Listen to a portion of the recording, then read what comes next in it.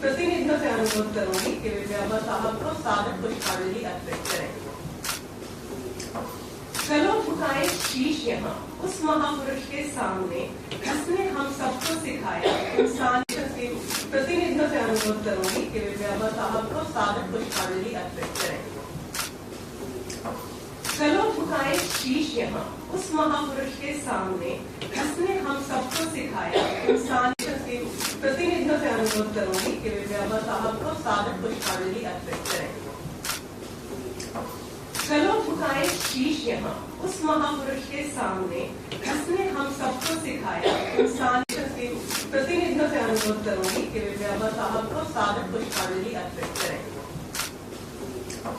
चलो उठाए शीश यहाँ उस महापुरुष के सामने जिसने हम सबको सिखाया इंसान के प्रतिनिधियों से अनुरोध करूंगी कि वे बाबा साहब को सादर पुष्पांजलि अर्पित करें।